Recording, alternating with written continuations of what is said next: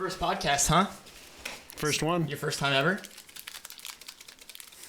Jake? One of the first few. All right, so our number one thing, open packs of Pokemon. Whoever gets the best pull of the day gets the best pull of the day, and we're going to send it to a fan that is also into Pokemon. So everyone, crack your pack. You're looking for holographics. They childproof this. For grown men. It says 6+. Oh, guys, I had a bad pull. I'm still trying to get mine open. Why do they make this so difficult? Grottle. Holographic. Reverse holographic. Not even a good pull. All right, I know nothing about Pokemon. What am I looking for? Full art. I got some shiny thingies. Jake got a full art. I got a shiny thing. Whatever that means. They're kind of shiny looking. That's a shiny thing. I got a shiny Pikachu. That Frostmoth is really good. Is that just a normal card? That's a pretty good pull. Wigglytuff. Wigglytuff. And the rest just look kind of normal. Yeah. What do I do with these? I've never done Pokemon before. That was after my time. There's I actually grew, unlike you guys, there's a JR pull. I actually grew up in the 80s. I was 89. I grew up in the 80s. Oh, barely. 94, I was baby. 10 when you were. All right. Yeah, I don't know. I got Mastiff, Yeah, those don't matter. You just go to the shiny cards. Slakoth, Whooper, Whooper, yeah. Classics. another Pikachu, Orange Guru, Electrode. This looks like ingredients from a bad drink at the gas station. You got Curious, what's it got in it? Graphite. you got some like classic Whoopee. Pokemon. It's got though. Whoopee. I don't know any of these Pokemon. No, they're probably, most of them are all Is there new a difference Pokemon. between classic and... What's the difference between classic and new Pokemon? Well, there's like 9 generations of Pokemon from the original 150. When did the original 150 come out? 1996. I was pretty much graduated high school at that point. Ooh, I was a young child. All right, boys. I was listening to Seattle grunge rock. Yuck. The worst. All right, boys. Well, what do you want to talk about today? Where'd you come up with the name? Boulevards? Yeah, where'd that come from? Man, we were just kind of chilling in the studio, and we were at first going to be the Boulevard, right? Yep. And then there was someone else that had that name on the internet, and obviously couldn't use that because we didn't want to get them confused. So we were like, there's 2 of us. Let's just call it Boulevards, plural. And then we decided to spell it differently. And then people thought we were beloveds. Beloveds. Boulevards. The Christian crossover market Exactly. is ripe for the picking. Yeah, we've Yes. really been going for that. There was a band called The Beloved in the Christian market for a while. Okay. Yeah, so, yeah, just kind of, we were like trying to capture that nostalgic synthwave 80s feel. So Boulevards was it. Yep. Driving down the street with your windows down. Good vibes down the boulevard, man. Yeah. Well, so we brought JR in today. So JR is the guy behind The scenes. the scenes that kind of does everything for us that people don't even know is there. So JR's front of house. He does a lot of the lighting stuff, the mixing, soon to be mixing. Next single, yeah, if Jake gets me tracks this week. I'll get Yeah. you done soon. And JR's an Atmos mixer too as well. So, we're really looking forward to having that kind of next level of mix coming up. I also ask you for your latest spending so I can record that in the books. Oh yeah, he keeps track of all the money that we don't have. That's the first position we're going to hire out as a bookkeeper because I hate keeping books. Oh, bookkeeping is the literal worst thing, maybe. I know people who think it's like the best thing on the planet, and I think they're crazy. Well, you have to be a very certain type of person to like bookkeeping. Right. But at our level, somebody has to do it. Oh, facts. So, yeah. Yeah, I'll just spend a bunch of money that we don't have, and then we're all in trouble. Yeah. But maybe one day we'll actually make money. Yeah. That's kind of what I've been hoping with this project. That's a dream, man. I would don't love know. I would That'd be love to kinda make cool. money. So music. welcome to the show. You can follow us on a journey to try to make money in music. Yeah, that's all we're trying to do. We're sellouts. According to the internet, we are. Everybody, I don't see. Philosophically, there is absolutely no reason you shouldn't try to make a living doing what you love. Like, there's just no reason not to do that. Like they say, you never work a day in your life if you love what you do. Facts. Mm-hmm. You know? Yeah. I mean, there's a certain level like of selling out where, you can tell that some people are just like, I just want to be famous and make a bunch of money, but don't actually love the art. So those are the people I think that are buying their songs out. They're not writing anything. They don't really know anything about music. They're just like a face to a product. And that's definitely a path that's possible. But well, you spent a lot of years in the music industry. Is there a place too where bands kind of sell out just to fulfill that next record contract because the label says, give me a record? It's unauthentic. It's just purely like, this is what's going to sell. I think that happens all the time. Yeah. It happens all the time because the label in reality usually never knows what is good or not. They're actually probably the worst people at knowing what's good and what's not. And so labels just push these artists to just record a hit. You need a hit. You need a radio hit. You need a radio single. You need this. But they forget like that the artist still has to be the artist rather than just the artist that makes them their hit. And in my experience, every A&R person that I've ever dealt with literally had hits hit them in the face. And they were like, worst song ever. No. And they wonder why these labels are doing so terrible. It's because all they care about is a hit. They don't care about like the brand of a band. They don't care about the evolution of the sound, the importance of developing the artist's sound and the brand identity. It's all about hit. We need a hit. We need a TikTok hit. Oh, we're going to write this song just to be on the radio because we know we can spend money and make something move at radio, even if it's not organic. Well, I was watching a video the other day, and it was T-Pain talking about these artists nowadays that are spending $200,000 a week just to make something seem big. $200,000 a week to make fake it till you make it. Dude, you want to talk about fake it till you make it, but then it just goes to show you the money that's being pumped into this business for people to have like a 15-minute second. Oh, I was on the Billboard Hot 100. Oh, I got a gold record, but you never hear about the artist again. It's like name a hit song from 3 weeks ago. Like you can't because they're just so fast. I mean, obviously you got Shabuzi and the big ones that stick, but there are so many artists that come out, have a big splash, and then you never hear about them again. Sure. Because I think there's just so much money being pumped into all these different people, and they spend crazy amounts, and you never hear about them again. It's crazy, which is why this game is such a long game. People, they want to get to the top and they want to fake those numbers and get, all these accolades without building an actual fan base. So I find that really interesting that first off, you would spend that much money to like make yourself have this like little glimpse of what appears to be fame and fortune. And then you just die off. That's almost more embarrassing. But from a business standpoint, there's got to be a return on investment somewhere. Like you spend $200,000 to get this. Where's the kickback? Because you're never going to find, even if you're terrible with money, I can't imagine anybody wanting to spend $200,000 on something with no expectation of a return, just to feel good about themselves. Maybe if you're independently wealthy and whatever. I think that's a lot of it too. There's a lot of independent wealth. Don't know. There's so many of those. There's so much money in some of these artists behind them, like the backers, these financial backers that get behind it, and it's almost like a business investment for the financial backer. Yeah. I think a lot of it comes trust fund too. There's a lot of like trust fund kids. I know when I was in the rock world, there were just band after band that would come up and disappear. That was just like mommy daddy money. They just always had money. And they would just buy onto all these tours and they would spend ungodly amounts, hundreds of thousands of dollars just to try and get their song in the top 20 on the radio. But no one actually liked the band. Yep. Like, they're like, oh, we have a top 20 hit. And it's like, dude, you have 50 followers on Instagram. Yep. It's like, how does that work out? So, I don't know, man. I've learned that this game is, if you have money, man, you can really play. But holding on to a fan base for a long-term thing is something that you have to really work at and build at, one person at a time.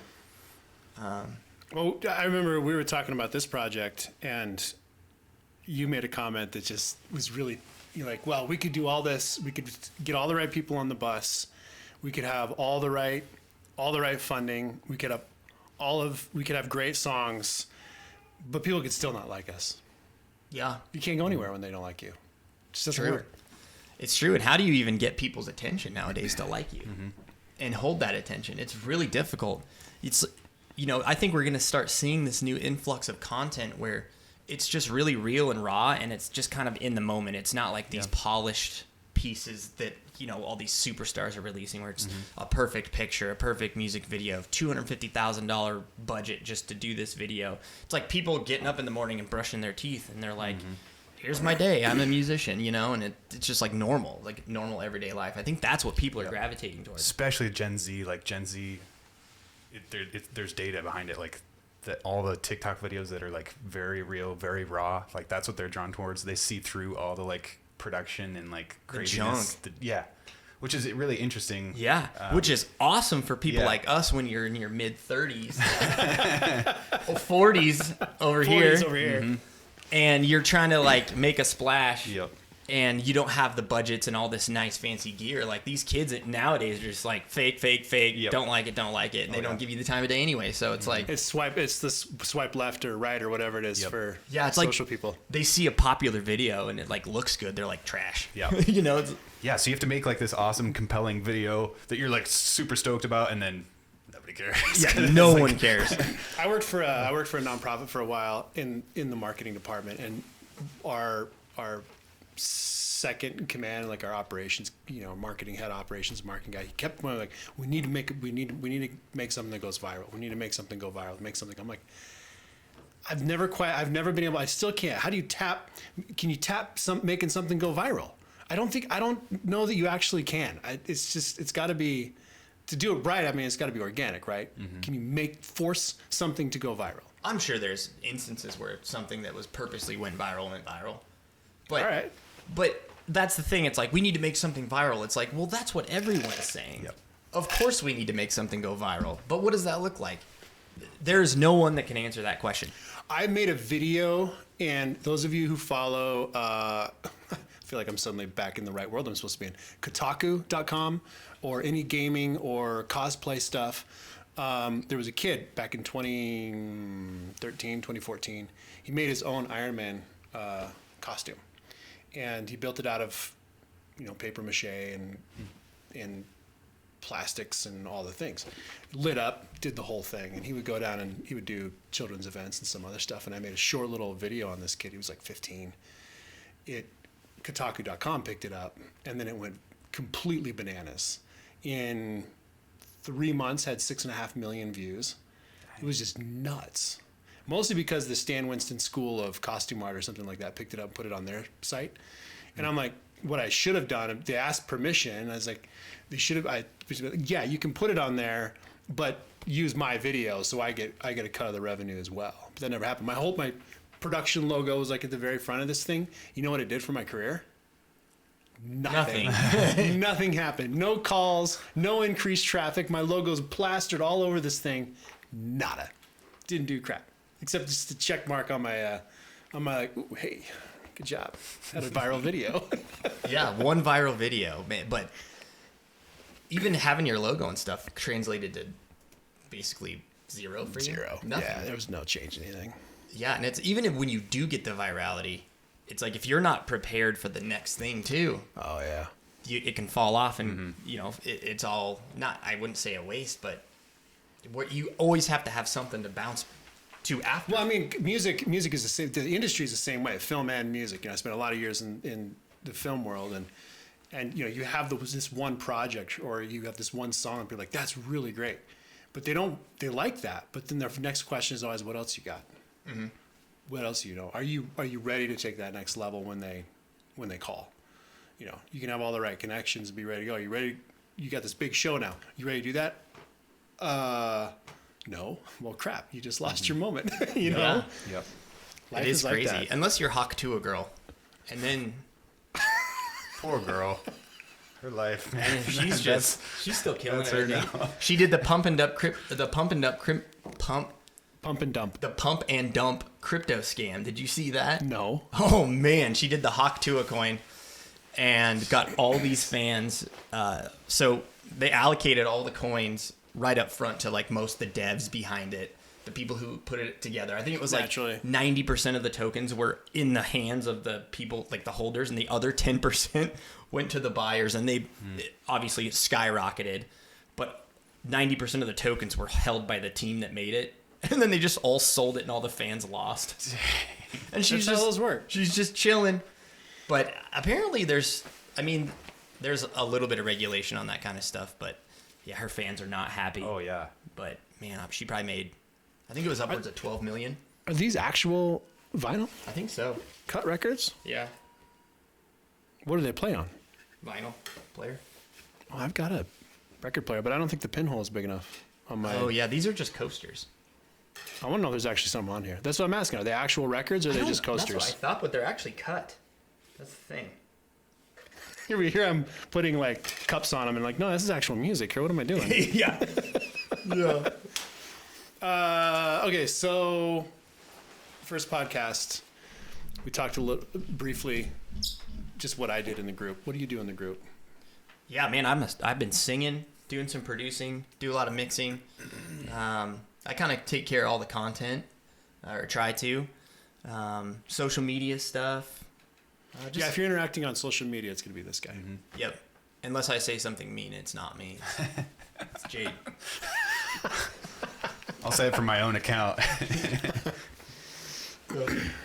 Jake, you? Yeah, so Ryan and I've been co-writing most of these songs, and so we'll bounce ideas back and forth, and we'll have kind of take our turns with mixing songs, and also like sharing this role of lead singer, and so it's been cool. I'm still trying to figure out who the lead singer is.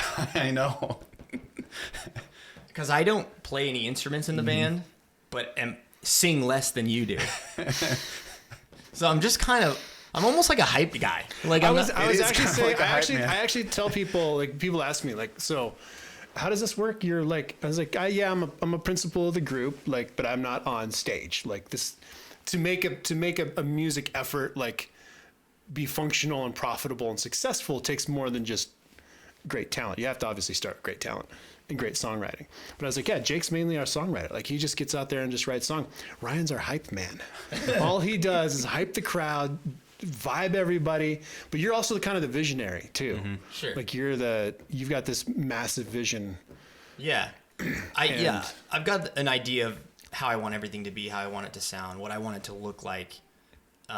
So that's why I have, obviously, you two here to kind of be the banks of the river to keep it on track and where it needs to be, and people that can actually execute the things that need to be done. I had to sit down at a coffee shop with this guy and go, I need to get into your head for a second to figure out what's going on so we can map out a roadmap of some sort for a business plan or something. You're like, I was like, why are you doing that?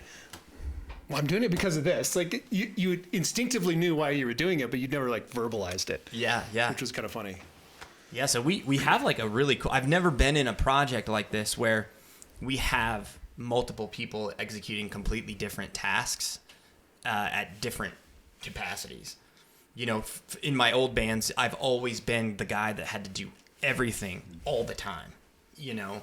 And so now, with the way we've structured this, everyone's playing to their strengths.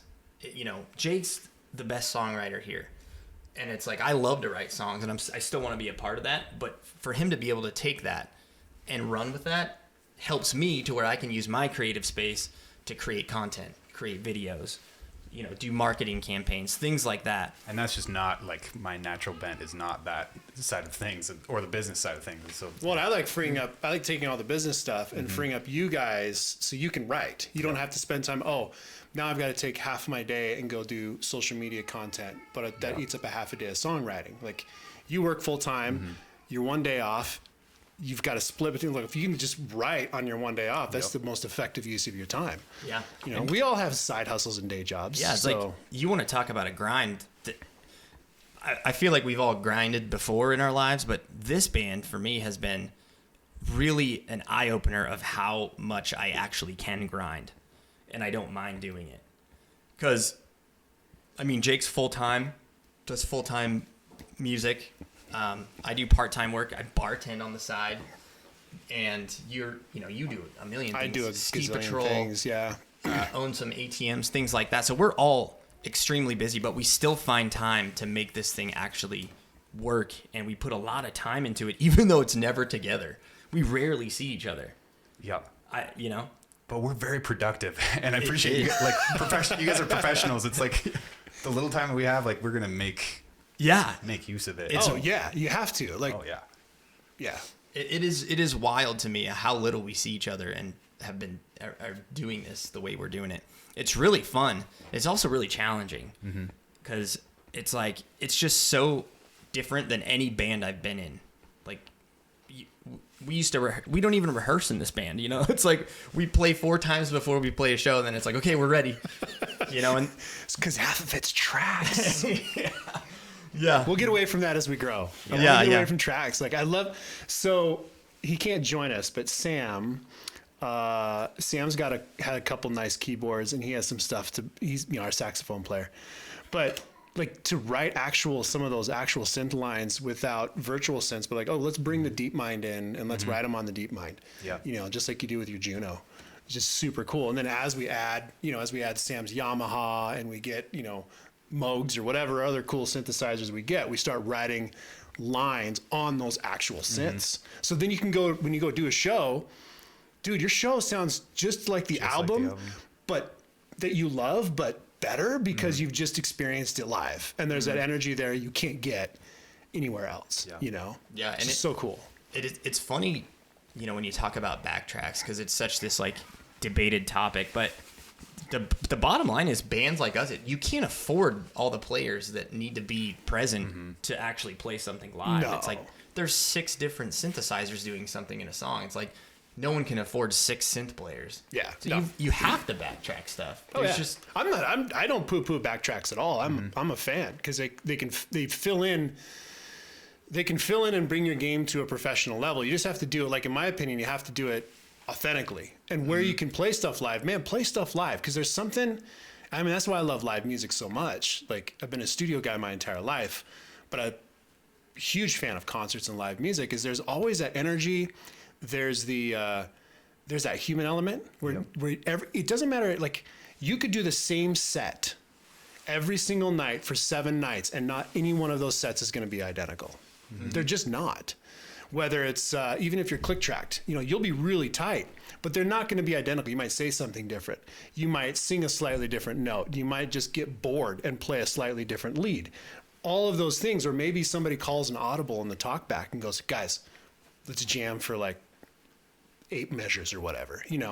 Like, you have that freedom and you can't replicate that. That's what I love about live.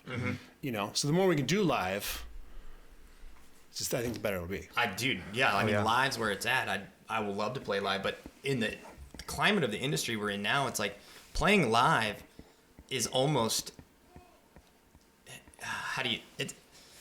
it's not worth it. The amount of work that it takes. And to actually get people to come to shows, especially locally, is so difficult because people just don't care. People only like what they're told to like, and if they don't like you, they're not going to come watch you play. Yeah. My hope, though, I think that, like, this just digital climate, this, like, highly, like, AI driven, like, very, like, things don't seem very, like, personal or relational. I hope that, like, live music, live art, like, that's going to be in the next 5 years what is just blows up, because people are going to be missing that, like, human connection. The human, like, the thing that you can't experience on your phone. It's that standing next to some sweaty guy at a show. I hope that's true, man. I hope that's true. I really Well, do. what's interesting too is like some of the recent numbers that have come out, like there's 100 and as of the first quarter of 2023, an average of 120,000 new tracks were uploaded daily to music streaming services. Now you have to imagine that there's one song going to 4 different platforms. So you could, in theory, to the 4 of the major platforms or 3 of the major platforms, in theory, divide 120,000 by 4, and you've got a more realistic number. But the fact is, most of it's being driven by AI generated music. I was on Reddit. I could ask ChatGPT that ChatGPT is not I could use AI exhaustive. ChatGPT is not exhaustive, but it's like having the most epically fast research assistant on the planet. But no, I was on Reddit one day doing some research actually for Boulevards, for market research and analysis, stuff like that. And some guy had posted that he had just finished writing, he spent a day and wrote 120 songs in that day and wanted to start uploading them. Just AI electronic music. Just want to get them uploaded. The thing that keeps popping into my mind is you have all of this music going up and nobody is ever going to see this live because these artists have generated it via computers. The best they can do is a DJ set, you know, with their own stuff, but that's not the same. So I think there's going to, I feel like there might be some sort of surge or a wave or extra draw towards music that's generated and created by humans, potentially with the assistance of AI and all of our fancy tools, but then can be turned around and performed and actually delivered by humans as well. Like that music might rise to the surface. It might be a little more like the cream of the crop. Like here's your milk, but here's that really tasty stuff you can make butter out of on top, you know?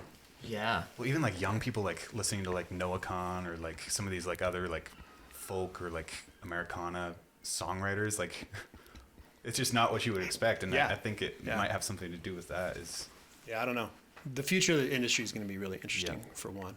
Yeah, it's changing a lot. I know that a lot of the labels are going to totally licensing deals.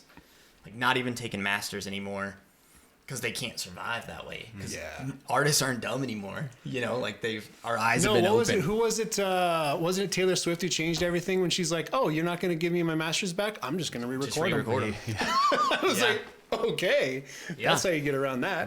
Yeah, surely. And yeah, they probably had better mixes anyway.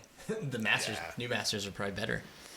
But yeah, it's interesting to see where everything goes and just the importance of connecting with a fan base, and not just having good music. I mean, obviously you have to have that, but also connecting what you're doing on a personal level with people is going to go so much farther than $200,000 on your single that you can spend. You know, it might not be in a short amount of time, but over the long haul, people want to see the journey. People want to see where you came from, what you did, the process, all in between. That is what people are going to be really actually interested in when they can see it from beginning all the way to wherever you end up, whether that's massive or not. I think it's exciting to me to be able to share that with people, but it's hard to share that with people because there's so much content all the time that people have to sift through. It's like, how are they going to just grab onto your story? Because in the end, you're just one story and like millions of different stories. How do you do that? What does that look like? Don't ask me. That's why we have you. I think that's a question I think there's probably a combo. I would muse that there's probably a combo of just putting out consistent stuff, but then also there's that human connection when we do a live show. When we do when you do interact with a fan on social media personally, that takes that. You don't become noise. You become somebody just responded to me. Somebody just said something. You know, I've connected with this particular brand, for lack of a better word, on the next level. You know, and hopefully you're trying to do that authentically, and you really do want to build relationships with your fans, and not just like, we need to sell more records and get people to more shows. You know, I think all that consistency, like keep on like doing what we're doing, and then there's luck that plays into that. There's just like the longevity, like okay, if we do this for long enough, like we're gonna make traction. Some of the bands that I've been listening to the past year, I've just been it's been interesting. Like I expect that they're just like brand new because I find them on Instagram or TikTok, but then I go back and I check their discography. And they've been doing this for 10 years. I'm like, what? Like, yeah.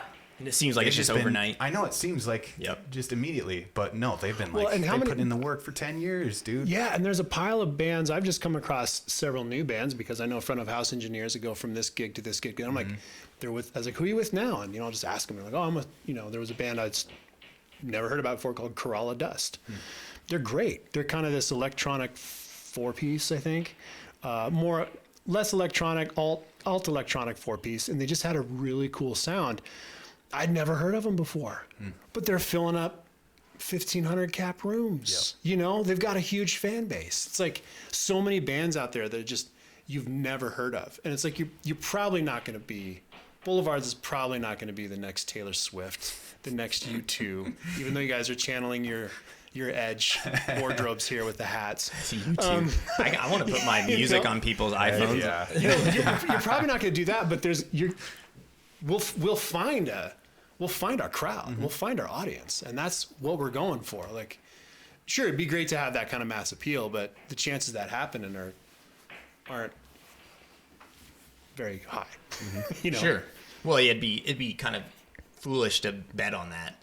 Oh yeah. You know, Yeah. like obviously you got to know, like, believe in yourself and think that you're capable of anything like that. But to actually, like, kind of go through your career, like, our end goal is to be the biggest thing that's ever lived. Yeah. Is, man, that's a big recipe for I don't think letdown. I want to be that. I don't want to be No. there. That's a lot of life stress that I don't need right now. You know, the perfect place to be is where you're big enough to make a living, but not big enough for people to care who you are. Yeah. Oh, yeah. You know, because then you can still keep your privacy. You're not. And the people that do care. You know what I'm saying? Like Yeah. your fan base, let's say, you know, great numbers. You're 2,500 to 3,000 people that show up to a concert. They care. They care. You know, when we opened for Under Oath, that was a 3,000 cap show, Yeah. something like 3,500 cap. Under Oath has a huge fan base. They've been around for 20 years. You know, they were around when I was in high school, before you guys were born. But you know, paparazzi doesn't follow them around. They're not on the covers of People magazine. They have that. They can maintain that privacy while Yep. still having the ability to be big enough to be successful. Yep. That is a good place to be.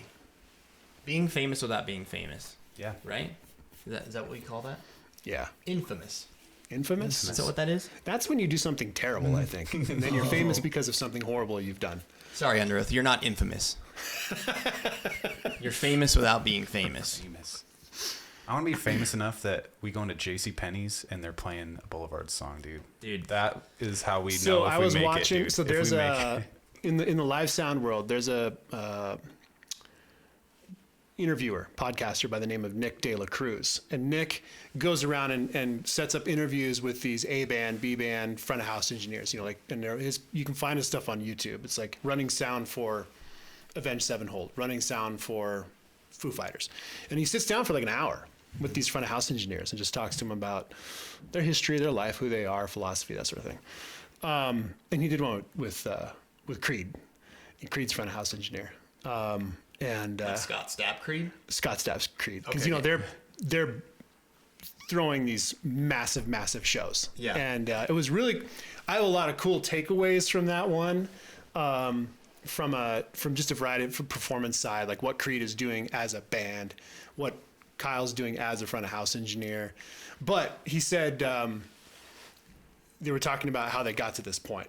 You know, and Nick was like, if I was in your shoes, looking at Kyle going, if I was in your shoes, high school me would be freaking out right now. Like, this is Creed. And then at one point, Kyle made a comment. He said, yeah, Scott knew he'd made it when they had made elevator music out of Higher. So you're in like an elevator hearing this jazzy elevator version of Higher. He's like, yeah, I think that's about where I've been at this point. That is a great metric on making it. Elevator music. You're elevator music now. You're that good. Remember the Super Bowl halftime show they did when the guy like flew across the stadium? No, I didn't see that one. Oh man, it was so bad when you look back on it. You're like, man, that was so. No, I actually so want to hear cheesy. it. He said they're a legit 5-piece rock band when they do these shows. They've got no backing tracks. That's incredible. Everything is live. And I'm like, that's awesome. I kind of want to go see that now. I'd love to see that, dude. When you see a band that did that for me, that I went and saw Thrice open for Bring Me the Horizon, and Thrice is a no backtrack, no clicks, just raw live, dude. Just there's something about it when it's like that, open, like no clicks. It was so good, and I'm not even a big fan of that band, but I left that show like, dang, those guys are so good. I remember seeing. So I grew up in the CCM alt CCM world of the mid 90s, early 90s. Poor Old Lou, My Little Dog China, Stavesacre, Plank Eye, some of the early, know any of those people. exactly, some of the don't know any of early, those, like, yeah. early, really great bands, rock bands. Well, anyway, so my brother and I were living out in Portland. It was my sophomore year of high school, and Audio Adrenaline was coming through town. And Audio Adrenaline was cool because I saw them every time they opened for DC Talk, but they weren't like my favorite. But the hip hop group Grits was opening, as well as a band I'd never heard of called Grandma Train, Pete Stewart.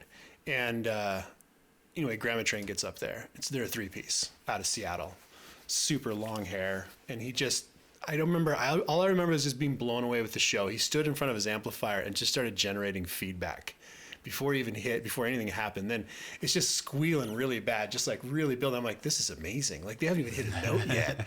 And it's just feedback and all crazy. And then they just hit that first note, and it was a straight up in your face 3-piece rock show that slapped harder than almost anything I'd ever seen. I was like, these guys are awesome. Was able to follow up with Pete a little bit later. Dalton and Paul Roraback were a drummer and bass player. Or bass player and drummer, Dalton and Paul, and they were the two brothers that joined up with Pete, and they wrote the theme song for the Seattle Sounders, the soccer team, and a few other things. But they had just some phenomenal songwriting, great composition, killer live shows, just amazing live shows. But they were just super in your face, like that kind of that Seattle. I grew up in the Seattle grunge scene, so that Seattle, early Nirvana, Soundgarden, just grungy in your face, angry thing going on. The worst era of music ever. No. It's like the best era of music ever. No. Oh, Kidding gosh. me? The grunge to me is probably my least favorite genre of all time. You're funny. Truly, I just can't do it. I'm even wearing flannel right now. Right? I kind of steered away from it as well. Yeah. Yeah. Okay, fair enough. I was more into like the polished rock, I was like classic rock. which was See, I wasn't a polished Yeah. rock guy. no. No, not a fan. I didn't even like it was right around the early 2000s that I stopped listening to rock music pretty much altogether. And I That's moved. when Nickelback came out. I know, and I was never a fan of Nickelback. My sister loved Nickelback. She's like 3 years younger than me. And never liked Nickelback. You I don't was like Nickelback? I like Nickelback. I just was never a big fan of Nickelback. Gotcha. Stained, never a big fan of Stained. Even Creed was kind of, I was in college when Creed came out. Well, when they first jumped on my radar. Yeah. But at that time, I was moving into more of the alternative scene. Yeah. And a lot of jazz. I never got jazz. I never got into Stained much either, but I have a really interesting story about the singer. It was 2014. What's his name? I don't remember. What's his name? Singer of Stained. Let me ask ChatGPT. I Burn couldn't entire name cities, a block song, person man. power. You know one Meta search? I read this the other day. So Meta is actually trying to get, how we can't have nuclear power reactors for energy production in the United States right now? Nobody wants that. Meta actually solicited Congress to open up a nuclear generator just for their AI. So they now have nuclear powered AI. One query is enough to power like your house for a week.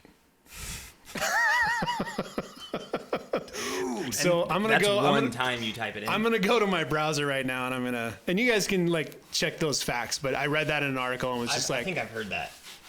what? Anyway, you were saying your story. I'll give you his name in a minute. Yeah, so I'm at the SHOT Show in Las Vegas. Actually, I think it's happening right now. And I used to do Aaron Lewis. Yeah. So I still do it a little bit, but I modeled for like outdoor companies, like Springfield. You were gonna hook me up with your agent. Yeah, you're too old. No, I'm just kidding. Dude, I'm the guy that represents You're too all, handsome, man. all You're the, too all the handsome. Gen X, all these graying Gen Xers that are super into hunting. Like that's me. I represent them. Yeah, you are that I guy. might have to cut my hair, but They always called me when they wanted like edgy pictures with tattoos and stuff. For, makes sense. Anyway, so I'm at SHOT Show. I'm with a couple of my buddies that also did the same thing. And Aaron Lewis is really good friends with the guy who does the photography for these companies. And so Lee introduces me to Aaron Lewis, and like my inner child's like, oh my gosh, this is like the singer of Stained. Anyway, the night continues on, and we like start to become friends, kind of. And by the end of the night, he's like grabbing my nipples. He's like grabbing my nipples, like hanging all over me, and I was like, "This is crazy." Was that part of the modeling thing? Yeah, we were taking pictures. Anyway, the next day we go onto the floor of SHOT Show, which is like just a big convention for like outdoor stuff.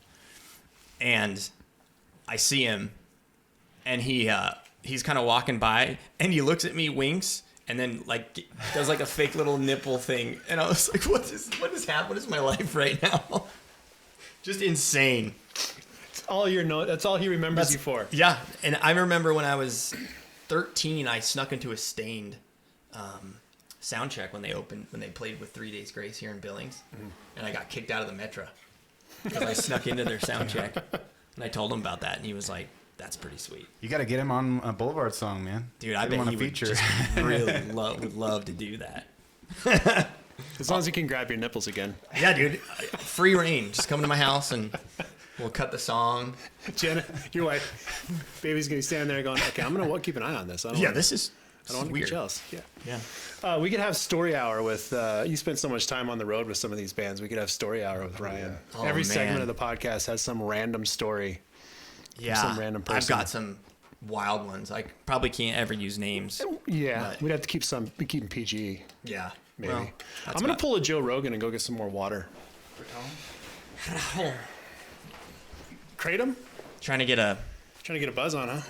You know that's a get an low level endorsement. opioid, right? yeah, but it's not. It is addicting though. I do like it a lot. You know, one thing that was when we started this band, I was like, man, how are we gonna balance a home life and family life with the amount of time and energy that it does take to not only launch something like this, but keep it going over time. And because I had just moved back, and I know, Jake, you've got 2 kids. Yep. JR, you've got 4 kids, and I've got 2 kids. And I was like, man, this is going to be an interesting... Because I remember back in the day in a band, it was all my time, and I didn't have any kids, and I was never doing anything else except my band. How many, like, you were touring like 250 Oh, yeah. days a year? Like, Yeah, we toured a lot.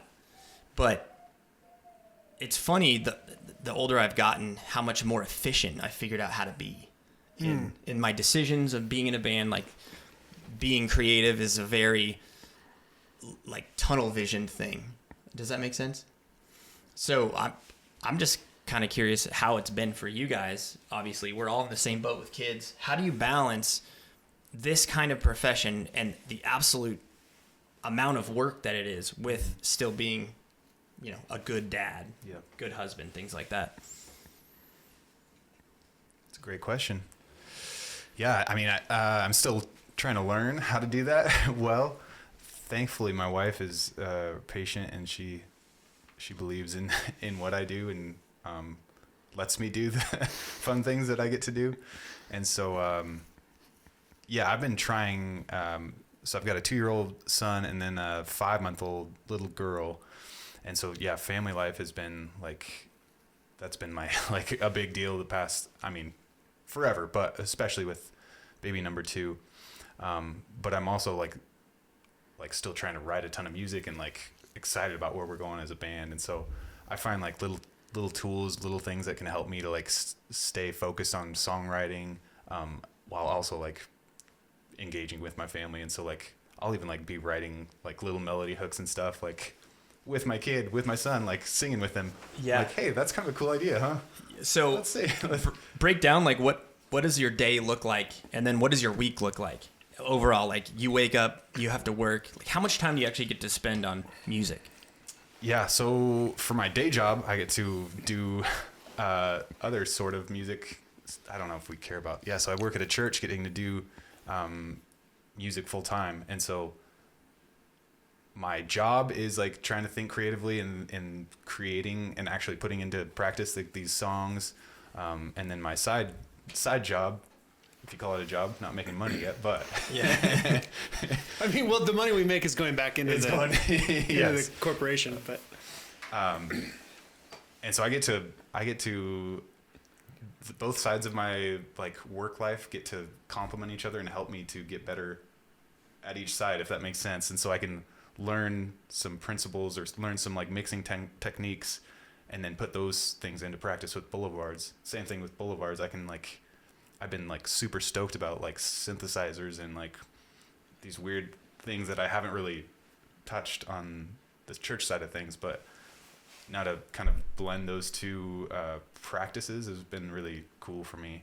I don't know where I'm going with this, but Yeah. So is your day pretty much packed every day, like just one thing to the next? I have some loose time in my schedule, but there are days that are it's very much very scheduled, very like things that have to get done. So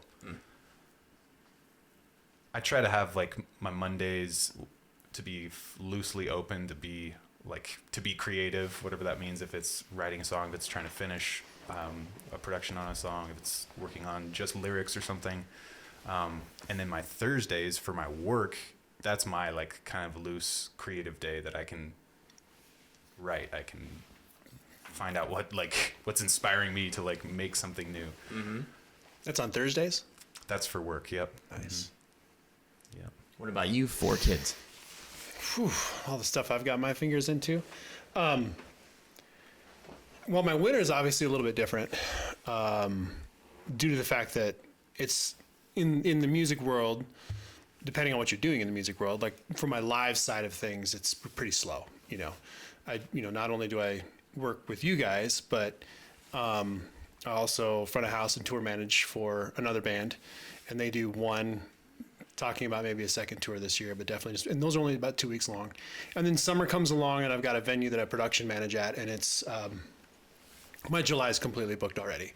I hit him up. I was like, the promoter, I was like, so what do I need to block out for this? He's like, July 4th through the end of, through the last week. It's like, okay, cool. But I remember my wife and I don't even know how to start this story, because I'm trying to compress 15 years of, we've been married for 16 years, 16 years of professional work, a lot of which involved travel, into a condensed amount of time, and everything I learned from that in terms of trying to like raise a family and be an incredibly driven person that has very specific goals that I want to accomplish.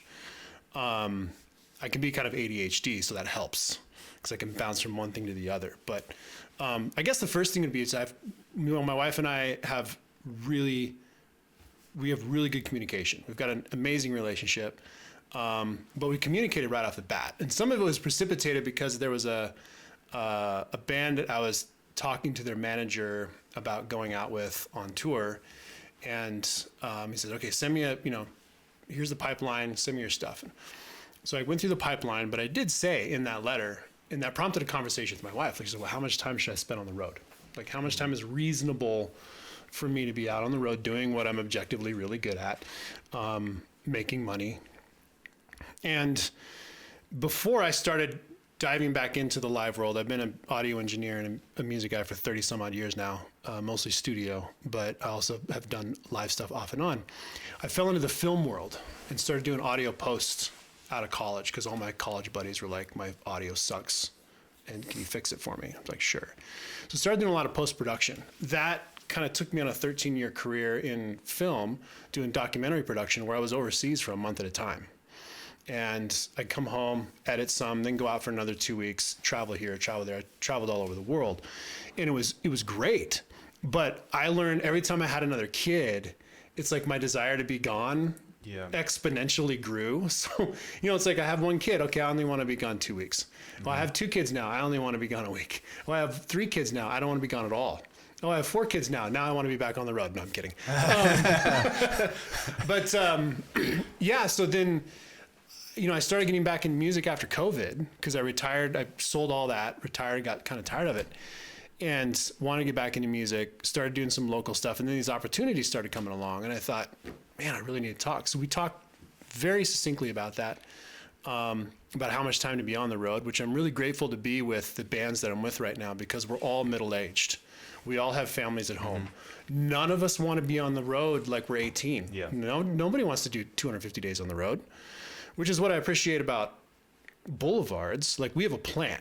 We actually know how many days we need to be on the road and still make a really good living for ourselves at, this ticket price point, at this merch level, at this venue level, at this capacity level.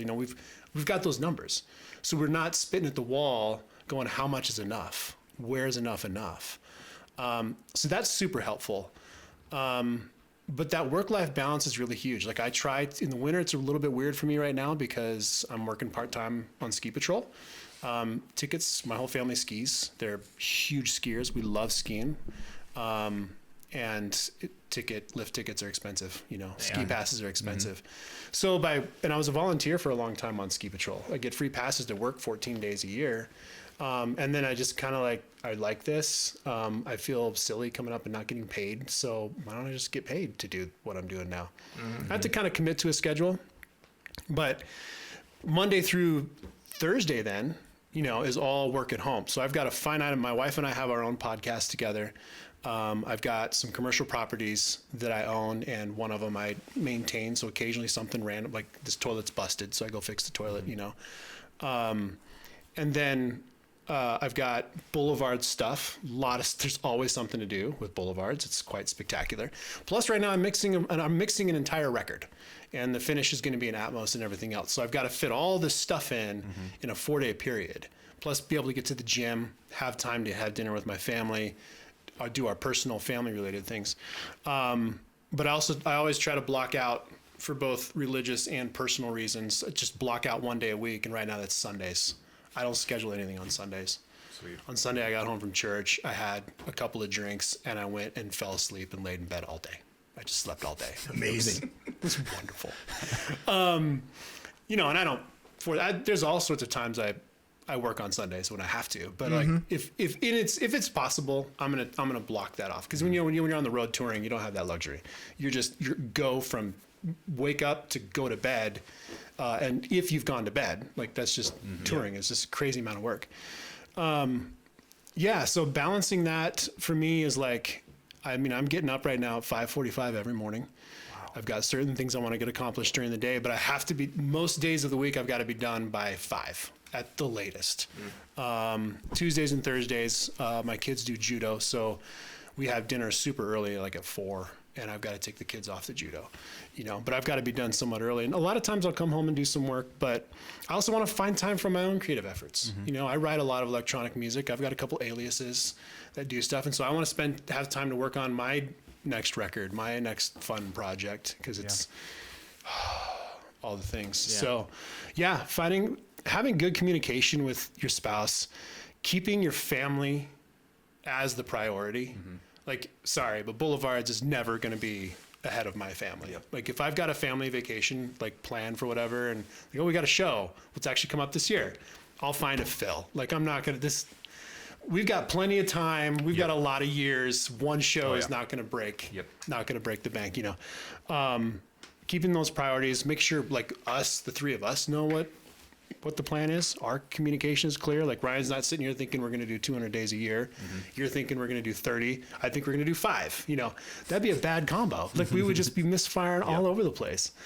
So finding people with similar circumstances, similar values. That's why I love this other band I work with too. We've got the same values. Only one of the guys isn't married with kids.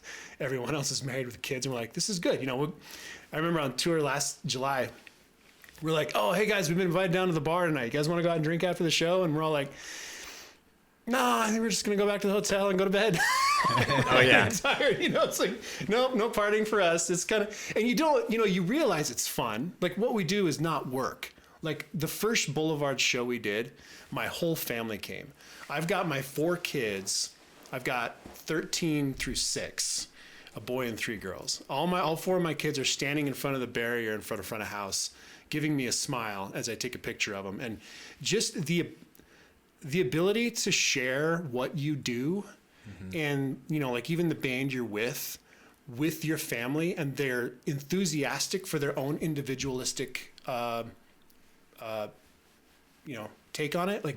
My daughter's experience of Boulevards is her unique experience. She likes Boulevards for Boulevards, not because her dad works for Boulevards, you know, it's like she likes boulevards, you know. Yeah. And it's like, so being able to share that with your kids is like the greatest joy on the planet. I couldn't be more blessed to be like, yeah, my kids can come to my Ty Walker shows. My kids can come to the Boulevard shows. My wife is supportive. I mean, even she's like, I'm not really a synth person, but man, I really like their music. You know, That's good. And That's great. You know, and it's great. Like, so it's when you do something you can be proud of, and your family can also be can get behind you and be proud of it in that same capacity is huge. So I mean, it's not every day we have that luxury.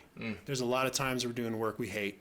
There's a lot of times we're stuck in jobs we don't need to be stuck in, but we have to do them to provide for our family and do those things. And we have to do those things. But man, if you can find and make something go that you know you're good at, like I told this to my son last night. We were talking about, I don't remember what we were talking about, like maybe his future plans or a future job or something that he was thinking about doing. And I said, look, life is really, really hard. Like the world is against you. It just is. There's always somebody better than you out there. There's always somebody gunning for your position. There's always somebody that wants something you have. There is always something you want that you don't have. You want the next position. So you've got all these competing desires out there. And I said, look, you know, the world's hard enough as it is. If you can stack the deck in your favor and at least pursue something, maybe it's not as fun, but maybe you're good at it. You know, pursue that. If you can pursue something you're naturally gifted at and develop that skill and develop that talent into a skill, like that's going to go a long ways for you, and figure out how to navigate the world. Like I don't fault my parents for anything growing up. They were great parents. But if I would think if my parents had recognized some certain things, they might have steered me in a different direction had they known. Now they didn't know.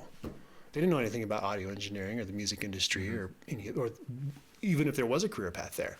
No clue. You know, neither did I.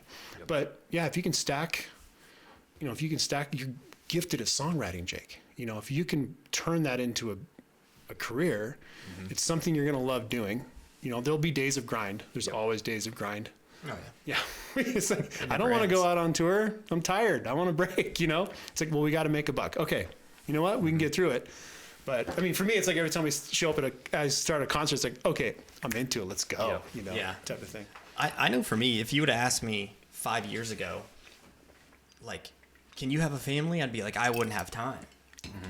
And the biggest eye opener for me ever since starting a family a year and a half ago that I've noticed is that I've doubled down on, I work even harder and I'm way more diligent with how I spend my time. Yep. Yeah. And it's crazy how once you have a family, that changes so much. I'm more efficient and I have less time now. And it's like I perform even higher at a higher level when I don't have as much time. Do you schedule your days? To an extent, not like you. Man, I'm blocked out by the hour, Monday through Thursday, dude. It's nuts. I tried doing that, and I found that if I was trying to be creative, it didn't work. I forget stuff though, if I don't do that. If you don't see, I'll forget. I'll blow appointments because it wasn't. What if you block out an hour and you're onto a good idea, and then you're like, oh, I got to stick to my schedule. It's like you got to treat your schedules loosely though too. Like you can't hold them rigid. If you hold them rigid, you're always going to fail. Yeah. Like I've blown my schedule twice now. It's changed for tomorrow, and it changed all day today. Yeah. Which is fine. But you've got to just expect that. But I have to start with a plan. Then I can blow the plan up if I want to. Yeah.